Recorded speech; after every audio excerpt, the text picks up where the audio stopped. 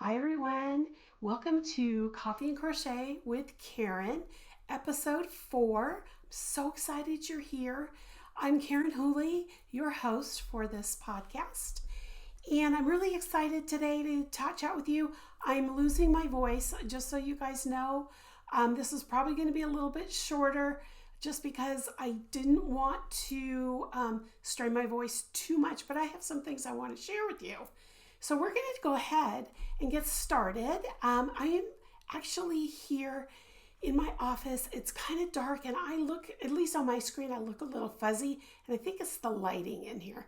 And it's because we're supposed to have rain starting in the next couple hours. And sorry guys, everything is overcast. I'm going to take a sip of my water here. Usually I have coffee with me, but today I've got water because I have just been a little under the weather, and I need to drink a little bit more water to hopefully kick whatever this is. Anyway, we're having this weird weather. I guess fall is actually starting because we had been so warm the last couple weeks, and now we are getting a cold front coming in that we're supposed to get below freezing on Wednesday, or today actually. So we'll see what happens. But anyway, let's go ahead and get started. I'm going to start with comments from last week. Okay, I've got my iPad here so I can go through your comments from last week. I'm just going to sort them so that they are in order. Oops, there we go. And there's actually a good story in here from last week too. But one of the things I asked last week was, how many projects do you usually have? And so here I'm showing that, I'm trying to see here. Let's see, Pat H 10178. That's Pat in Alaska. Hi, Pat. She has 7 projects. And I told you guys last week that having more than 2 freaks me out. Can't even imagine having 7. 4 blankets, 1 as a cotton preemie blanket, trying to make as many as I can before the next Crochet Guild meeting. I'm trying out making beanie hats with fingering weight yarn, and an ongoing project to get 100 chemo hats done by mid-November. I have 29 to go. Good thing I'm retired now and it's cold outside. Well, with all those blankets, definitely want cool weather. In fact, I was thinking that when I was working on my niece's blanket, that I wish it was a little cooler. And now it's cooler, so I could have been working on it now. Let's see, what else do we have here? Linda says, hi Karen, right now I have 4 projects on the hooks and needle, so she matched me.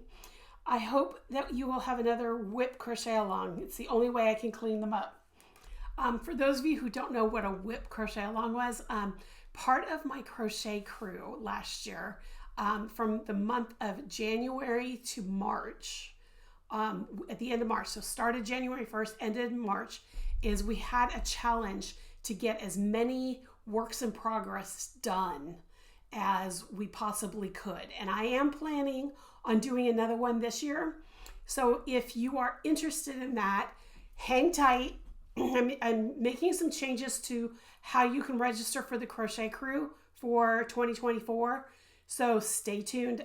Sometime in November, I will have more details, but that is going to be the very first thing we're going to be doing, is that challenge to get rid of all of our projects. So if you're interested in that, stay tuned.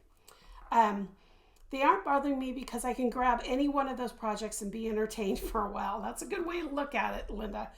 Thank God, no hand issues, but I do have a crookedy index finger. That's a great word, Linda. Crookedy index finger on my right hand. It's arthritis, but it isn't painful unless I eat too much beef, which is very inflammatory. That's very true. That's good. I'm glad that it doesn't bother you. And that's another thing we talked about last week, was hand health. So it's really great to hear Linda is taking care of her hands and she hasn't had much trouble. Okay, let's see who else here. Okay, here's one from Renee Bryant, 928. Hi, Renee. I'm so glad you're here. She's a slow crocheter who works on one project at a time. I enjoy the process and like completing each project before starting something new. Thanks for the useful info on hand health. Yes, she is definitely a process crocheter. She is monogamous to her project, which I can do most of the time, but a lot of times I just need a break, especially when I'm designing something. I just need a break. So that's why I tend to have two, usually one knit, one crochet, but it's great to hear from people who are monogamous. Let's see, who else do I have here? Sharon, SK Hoyt 6024, wrote that she can usually handle 3 or 4 at a time, but honestly focus on only 1 or 2 of those. I have loads more whips not in progress that I have started and then set aside. I do want to finish them, but I get sidetracked when I have a gift I need to finish or want to join a new knit along, crochet along. Oh boy, isn't that the truth? That's kind of how I was with my nieces all being pregnant. And then I forgot to mention last week that my daughter's best friend, who I've known for years and years and years, is also pregnant and due in March. So there's actually going to be another blanket coming. Anyway, where am I? I'm better at starting things than finishing. Sharon, aren't we all? My focus now is on finishing a big crochet afghan to fit on a king size bed. I've done and joined all the squares, but I need to do the border, a wide one, to make the blanket a couple inches bigger. Also a knit sweater for my daughter that I'd like to finish by Christmas, a pair of socks for a niece, a striped shawl with minis, and I'd like to do a simple sweater for myself with a knit along. I guess that's 5 things. I think I need to make a schedule. I've often thought of that too, Sharon. I think making a schedule, and that's one of the things we did with the whips crochet along we did last year, is that we had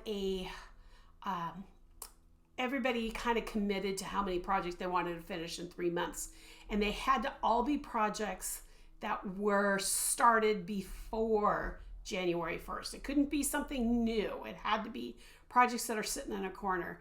And I know that for me, making a schedule for that particular event actually worked for me. I didn't finish one of the sweaters. In fact, I ended up frogging it, and I need to start it all over again because I didn't like the way the hand dyed was pooling when I changed colors. The color difference was bad, so I had to rip it out, and I still haven't started it again. But I'm planning to do that hopefully this fall, now that I've got a few projects finished that I will be showing you in a little bit. Okay. Just me and crochet. Hi, Karen. Another great podcast. Thank you so much. Let's see here. She says, right now I have 2 projects going. One is a CAL and the other one is my temperature sampler blanket. I usually only have 2 projects going on at one time. I don't like the pressure, so that's why I keep my projects to 2. Amen. That's exactly how I feel.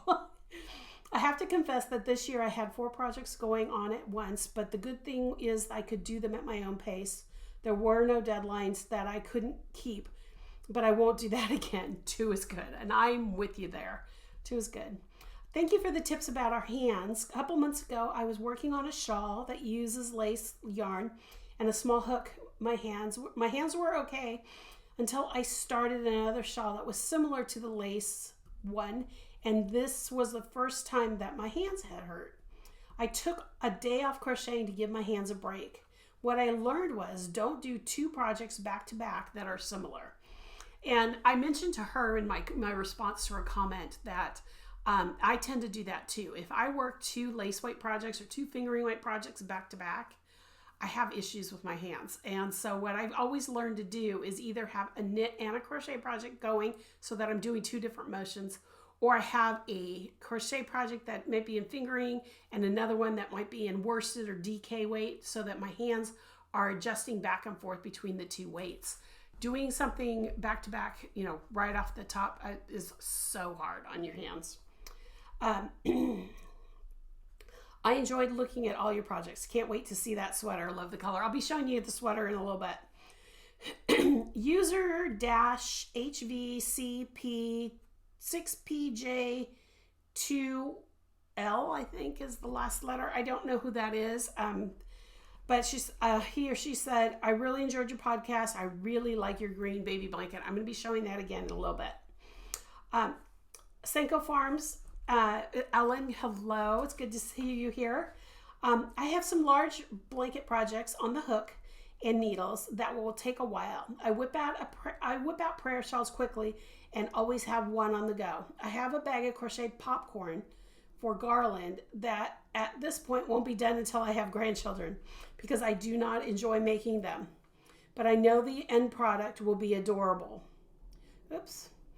The only project stresses me out, only project that stresses me and I need to finish, but it requires focus, are my son's socks, which have been on the needle so long he may have outgrown them by now. I have had a few of those sock projects myself. I love to knit and crochet socks, and I have done that with my kids. So fortunately, they're both adults now, and even though your feet do grow, have you guys noticed that? Your feet do grow even as an adult. Your shoe sizes change. I used to be a size 6 across the board, and now I'm wearing 7.5s, 8s. And I don't know if that's they've changed the shoe sizes or if my foot's grown, but I know I've had cousins who are well over 6 feet, and their feet kept growing and well into adulthood. So I don't know. My husband and I seem to have kind of stopped, but my kids, I don't know. We'll see. And I asked Ellen too here, what is popcorn garland? I'm assuming she's making popcorns to put on a garland, but I don't understand. Is it actual like the crocheted popcorn, or are they the popcorn stitch? I'd love to know more. So Ellen, if you see this, please let me know in the comments what popcorn garland is. I'd really like to know.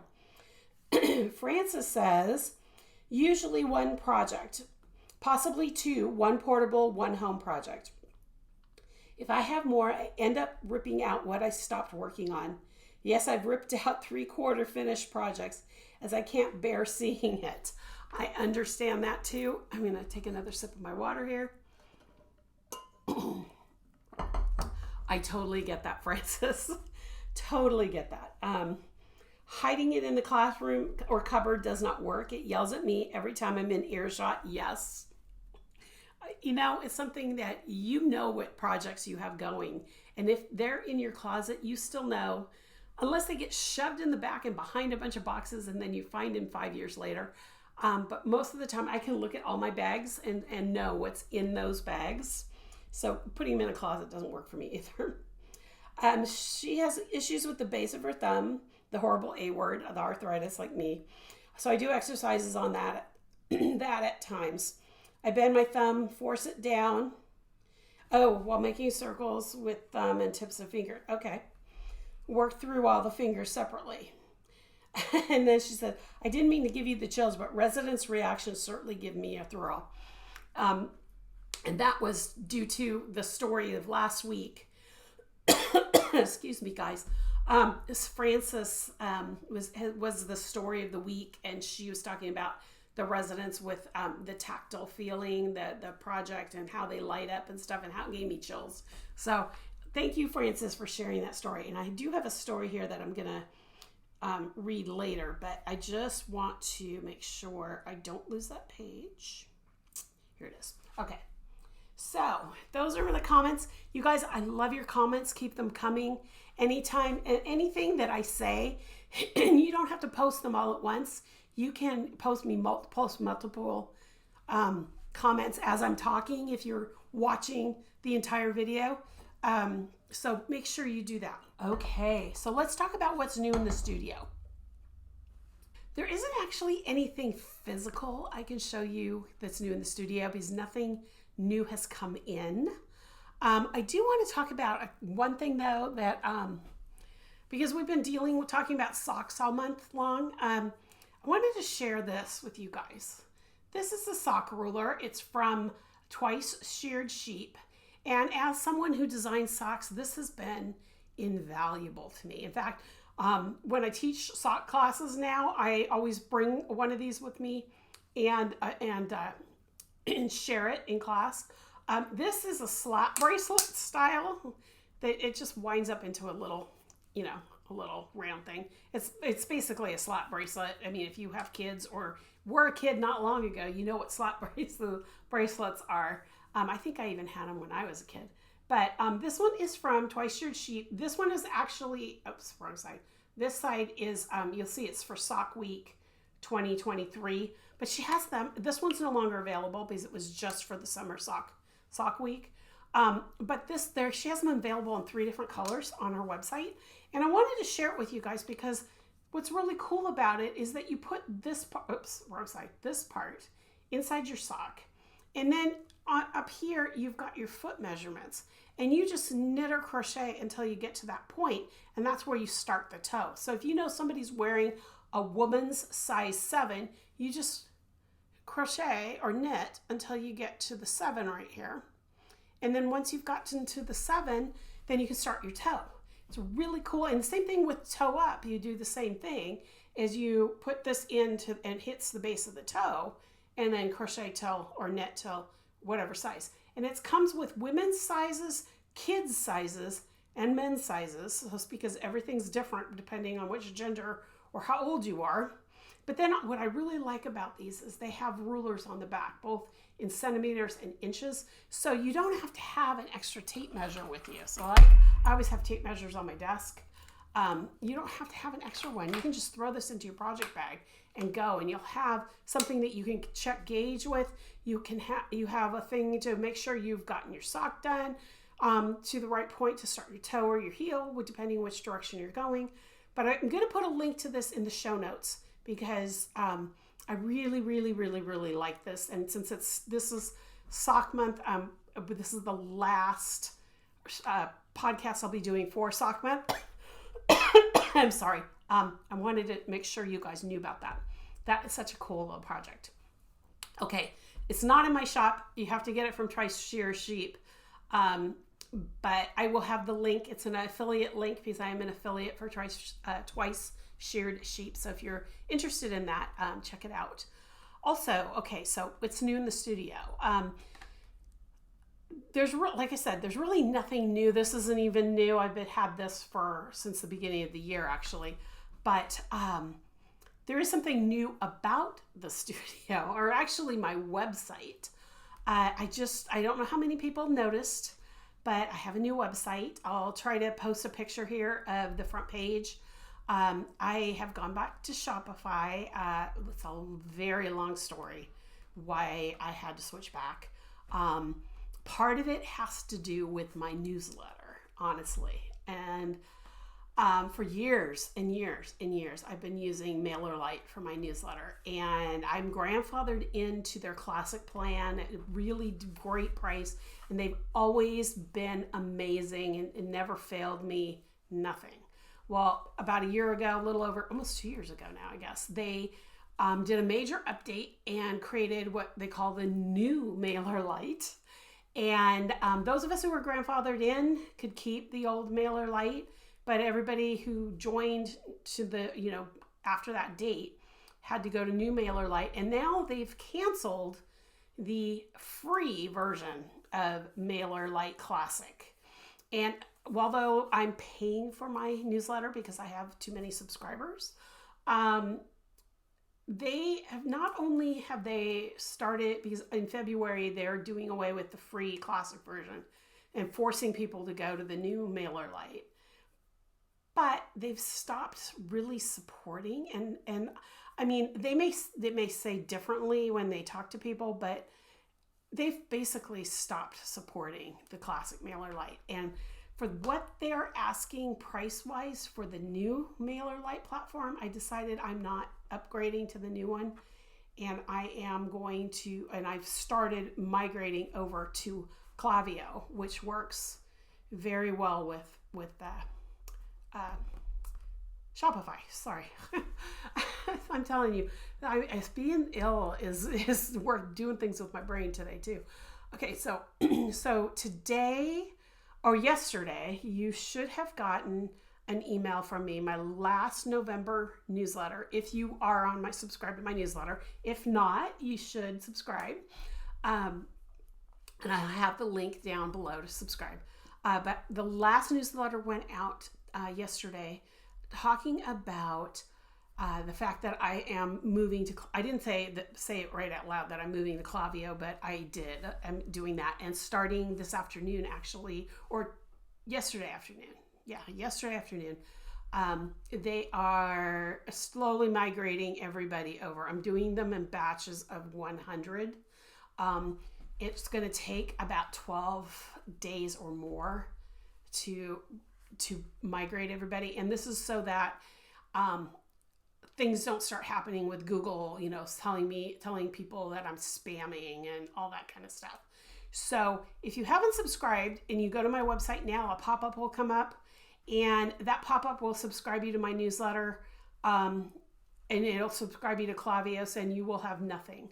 But if you aren't subscribed to my newsletter, if you are subscribed to my newsletter, have been for a while, you're going to get an email from me as soon as you hit the system that says, this is the new system. I just need you to click a link to let people know that you that I got it, that let me know basically that you got the email, and that there's some sort of, it helps with my sender reputation so that it doesn't, I don't even know how to describe this, but Google and Hotmail and Yahoo and all of those free email platforms have all these weird things that they look for, and if people aren't engaging with your newsletters, they'll blackball you and all that. So if you get my newsletter and you get that email from me, please just click the button. It'll send you to a page on my website. It doesn't change anything. It just tells the system, yeah, this is a real email. So that is happening. And then also, like I said, I did switch to Shopify, and that has changed a few things. If you had an account that had all your patterns in it and you never downloaded them, you can still email me and send me the list of the patterns if you know what they are. If you don't know what they are, I do have some of the backups. Some of them, I can't guarantee I have them all. I have probably the last 3 years worth of patterns. So if you need a pattern that is not, that you were planning on having saved on my website, it's not there anymore, just let me know and we'll work it out. We'll figure it out. I'll make sure you've got copies.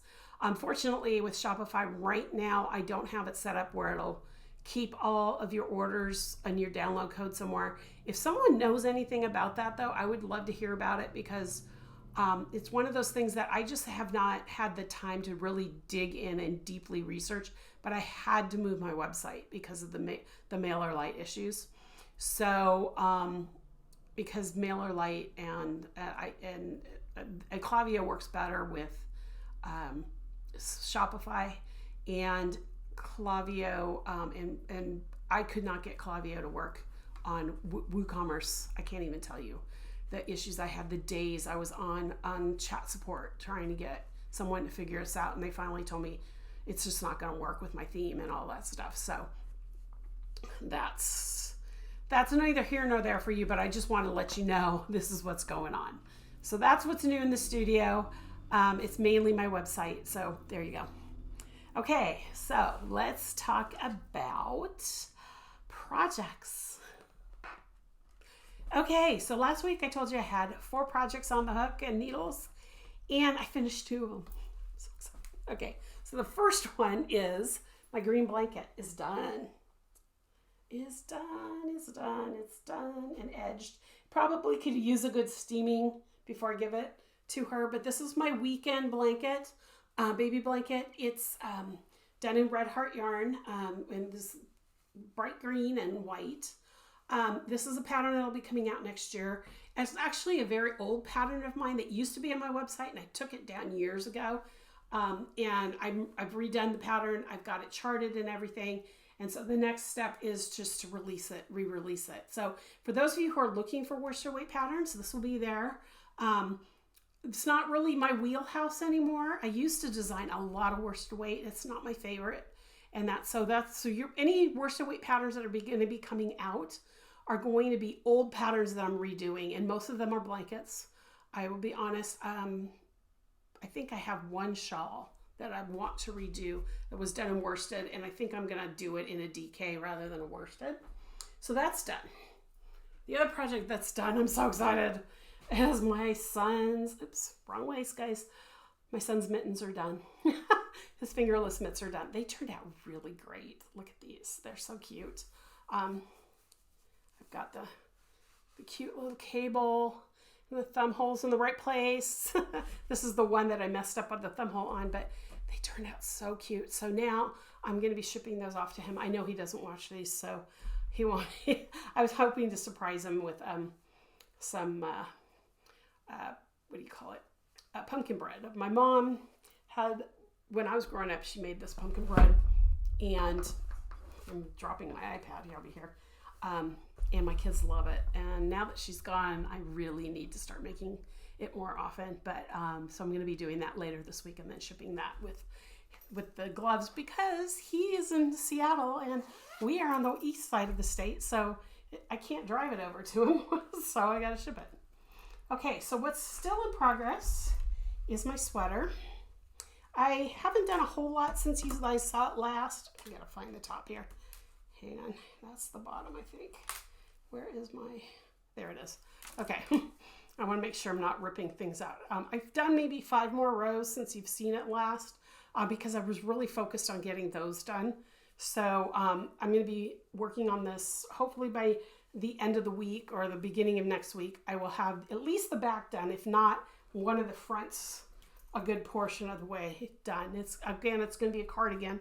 And I think I've finally decided I'm going to do a V-neck.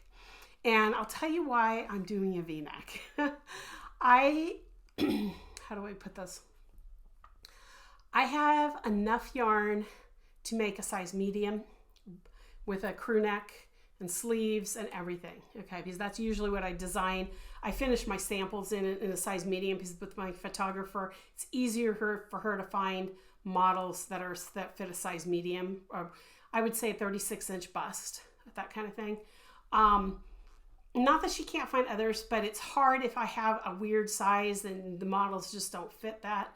I'm probably going to talk to her later on this year for next year to see if she does have some plus size models and what sizes I need to make those to be able to do garments in a plus size. But I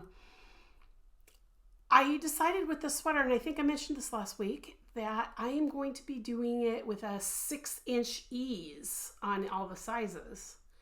A 6 to 10 inch, you can choose the ease, which makes that medium a little bit bigger. So I don't know that I have enough yarn to do a full crew neck, but if I do a V-neck that falls maybe, like here and up, I'm reducing the number of stitches I've got through the fronts, and that will help. So I think I'm going to do a V-neck. I haven't done a V-neck in a while. And I am going to put a picture up here of another sweater that I did in a V-neck. I had mentioned it before. It's not in my catalog, and I cannot think of the name of it right now. I will put the name of it in the show notes when I put the picture here. But it's done with the crocodile stitch. And I'd love to know if this is something in the comments that I'd love for you guys to tell me is, would you like me to redo this pattern? For the life of me, why can I not remember the name of that pattern? But if you would like me to redo this pattern in a different yarn, or at least update the pattern, because the yarn is actually still available. It's in Malabrigo Rios. The colorway, I don't know if it's still available, but I'll find out. It's something that I have been toying back and forth, putting it back into my catalog. I just have to have it re-tech edited and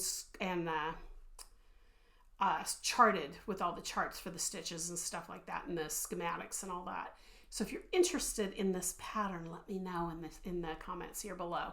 Whether you're watching this live or after the fact, or actually I'm not even live, so when you're watching this, just let me know if this is a pattern you'd love to have me do. So okay, so that is that. I'm still working on those socks from last week. I did not even touch them. So I'm going to be doing that this week as well. In fact, maybe after I record this and get this up and going, I may just go sit on my bed and work on my socks until I fall asleep. Okay. So this week I'm going to skip the topic of the week, guys, because you can tell my voice is going. I'm going to cough here again in a second, I'm sure. So I'm just going to jump right into stories. So today's story comes from Sharon, SK Hoyt 6024. She kind of responded to our story last week that I read about from Frances about when you're losing your memory and the tactile, the people at her adult home, when she brought out a project they'd get all excited they wanted to see, and the one lady who couldn't speak would touch it and trace the stitches and all that. Then I still get chills when I talk about it. Sharon was responding to that. And so this is Sharon's story. My mother, who is now in late stage dementia, used to knit and crochet. A few months ago, before her mind was as far gone as it is now, I was visiting her and she said she didn't think she could remember how, especially how to cast on. So I sat next to her and started a dishcloth. She watched me cast on and said, I never do it that way. She was doing a long tail cast on slingshot method. I had forgotten she did it differently by knitting it off her finger. Okay, so Sharon was doing the long tail cast on and her mother knitted it off her finger. Yes, I know both of those techniques. So yeah, so I handed her the needles and said, show me. And she just did it. Her fingers remembered. I wrote a simple knit purl checkerboard pattern on a piece of paper, which confused her.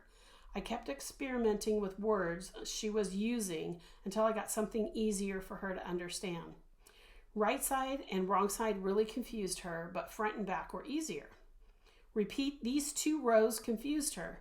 She'd finish the 2 rows and ask, now what do I do? Every time. By the time I left, she was getting it. She really worked hard at it, but after I left, she stopped picking it up.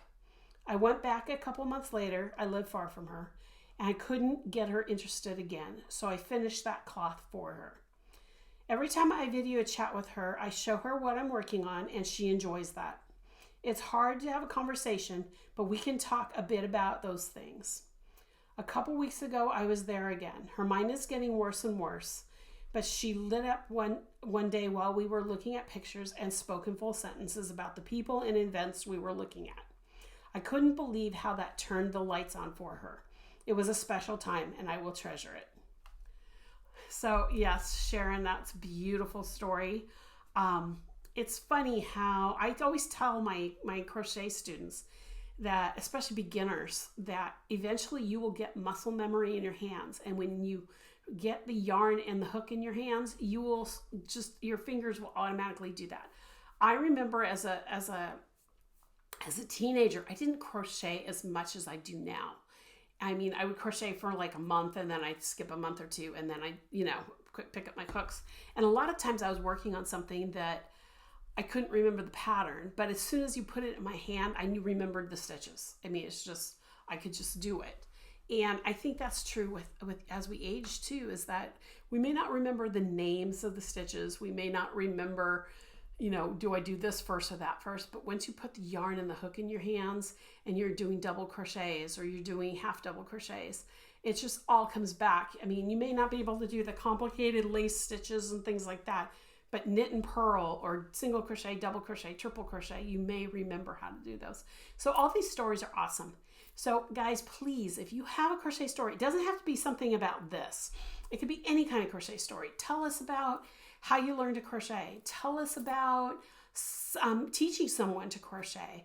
Tell us about your favorite project, and you can either leave it here in the comments or you can send me an email, and the email address is comments with an S, comments at KarenWhooley.com. I will also have that in the show notes for you. But I would love, love, love, love to hear your stories on crochet. Anything that has to do with crochet. I mean, even knitting works too. But since I'm trying to keep this as much as possible to a crochet podcast, I'd really like to have some crochet stories. So anything. It could be teaching your kids to crochet. It could be, I don't know if you guys can see this back here. See this white dog right there? that is a dog that I'm going to be reproducing. My nonna, who taught me to crochet, actually made that one. And when I was a kid, and I'll tell a story about it later, but she made me a pink one for my bed and a purple one for my sister's bed. And I have this one, after she passed away, my mom and my aunt gave me a box. And this fully completed dog was there. I do not know what happened to my pink one. I have a feeling it's in storage at my mom and dad's house, honestly, because I don't know what happened to my pink one. And I don't know if my sister still has her purple one either. It's probably in storage. It's stuff that we have not gone through. But I also have another one that is unstuffed, and it has the written pattern in Italian with it. So it's one of those things that I'm probably going to do in the new year, is pick that up, figure out what yarn I want to use, and recreate that pattern. And that's a story. I mean, that's like a story that I would tell to people on a chat or something like that. So stuff like that is awesome. If you have a grandmother who passed away and you got all her stuff and you found something really cool, tell us about it. So I'd really, really, really, really love to hear your stories. One of the things I want to do too is promote some other people's patterns. So if you have a favorite pattern out there that's crochet, we're not going to do knit for this. If you have a favorite crochet pattern that you'd like me to check out and maybe feature it as a favorite, of a fan favorite kind of thing, I'd love to do that too. So leave comments. But I'd love comments too on anything I talked about today. So I'm going to go ahead and sign off because I can feel a cough coming on, and I wanted to just get through this and make sure I had a podcast for today. But I hope you have a great week. God bless to all of you. I'll be praying for you all, and I will see you next week. Bye, everybody.